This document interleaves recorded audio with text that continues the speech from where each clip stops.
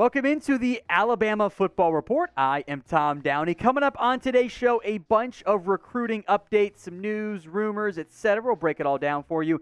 And we know some TV times for a couple of different games that have been announced featuring Alabama this year. Before we get into all that, we want your feedback. I know it's kind of a lull in the college football calendar where there's not really that much going on. It's a great time to get your feedback because the people watching right now, you are our loyal watchers. So rate the show for us, scale of 1 to 10. And if it's lower than like an 8, tell us what we can do better. We can take the constructive criticism. Sound off for us in the comment section of today's show. We begin with Daniel Hill, the 4-star athlete who will probably end up as a running back. Do make note of that. We had talked about him last week, I think it was. Times tend to blur together for me these days. He seems to be down to his top 3 schools now. He had a top 4 previously, but he mentioned his top 3. He has spoken repeatedly about how much he liked Alabama growing up. He was a fan as a wee lad, and I think that tends to benefit recruiting when the school itself was the favorite of the recruit, and that's exactly what's going on here with Daniel Hill in Alabama.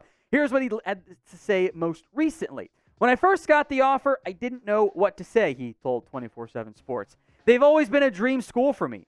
Every kid grows up wanting to play for Bama. They're the greatest program of all time in college football. It's just a humbling experience.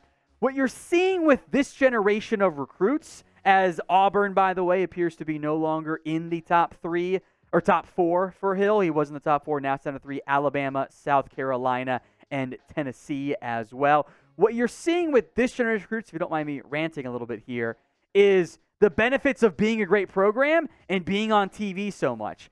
This program is what these recruits grew up watching. So yeah, of course you like Alabama. When you're young and impressionable and forming your favorite schools, the best one is often the one that gets the most fans. He'll also had this to say on Alabama.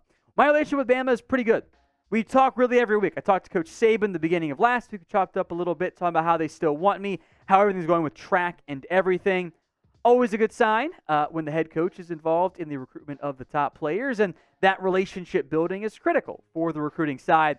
If you didn't watch our previous video that featured Hill, background on his profile, 4-star recruit, number 196 overall, the number 16 athlete, and the number 7 player in the state of Mississippi. So certainly the type of recruit that Alabama wants to go out and get. He also mentioned in 24/7 Sports with the hire of offensive coordinator Tommy Rees.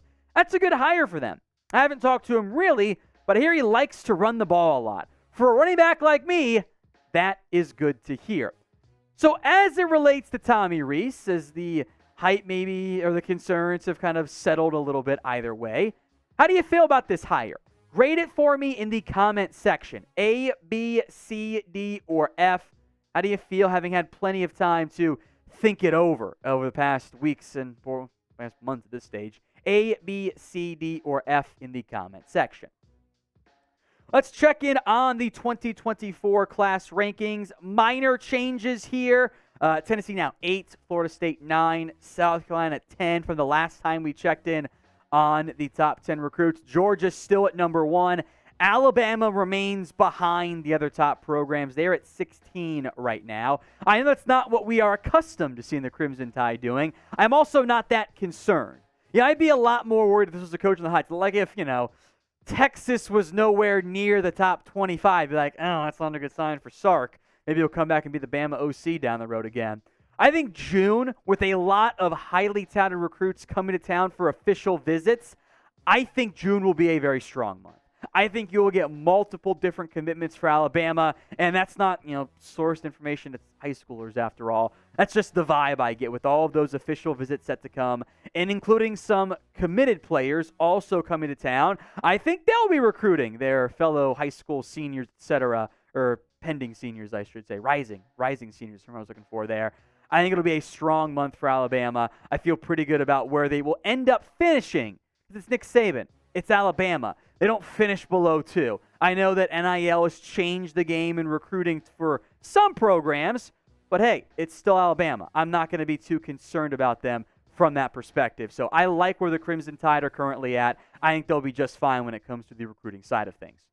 We're going to keep you guys covered on everything going on around the Crimson Tide. Fall practice still a little bit away, but recruiting updates will continue to happen here. Plus, I want to go more in-depth position by position. So make sure you're subscribed. We are 93 subscribers away from 8,000. Let's get there as soon as possible. Help me feed my family by subscribing. Cai Bates, next up on our recruiting conversation here. We mentioned him briefly on our previous video about him being a June visit. That's been set up for a while now. But he's also announced his top 10 list. And unsurprisingly, for a recruit who is visiting Alabama in June, the Crimson Tide are on that top 10 list. I do want to make one note with it's how recruiting works, right? The 24/7 composite rankings, as we'll get into later on, are much lower on Bates than the pure 24/7 sports. So potential riser in that side probably means one of the major sites hasn't gotten fully up to speed on him at this point. But the top 10 for Bates. Alabama, no surprise there. Colorado, oh, how things have changed so quickly. I mean, to be fair, if I were a cornerback in this day and age, I would have interest in playing for the guy I think is the greatest of all time, in Deion Sanders. Florida State, LSU, also in the top 10, along with Maryland, Ohio State, Tennessee, Texas A&M, and your big-time outlier, UCF, which is a bit of a different one from the other top 10 on that side. The recruiting profile for Bates, again, every time you see this on the show, it's per the 24/7 Sports Composite. That's the industry standard after all. 223 overall, the number 17 cornerback, and number 32 in the state of Florida. I would not be surprised if that rises in the probably not too distant future. Now, if you're a fan of Bryce Young, if you like supporting the Alabama football players once they make it to the NFL, well, get his jersey. Chatsports.com/NFL jersey has all of the new jerseys, the rookies. So Bryce Young, Jahmyr Gibbs, etc. You can get a Will Anderson one if you want it. Chatsports.com/NFL jersey. Links in the comment section and the description of today's show. Last of our recruiting updates, then some more TV times. TJ Jackson, the 4-star edge, says he views Alabama as a top 3 school for him right now. He did not give the full top 3 when speaking with On3. It's kind of funny just now realize that. What is noteworthy, also said his mom is very high on Alabama. And in general, if you can get the mom to be on board, with some exceptions, there's been some viral moments, unfortunately, you'll be able to get the kid on board as well. He was not listed in that video we did the other day on the top June visits, but the expectation is at some point he will be visiting Alabama. Here's what he said on the Crimson Tide.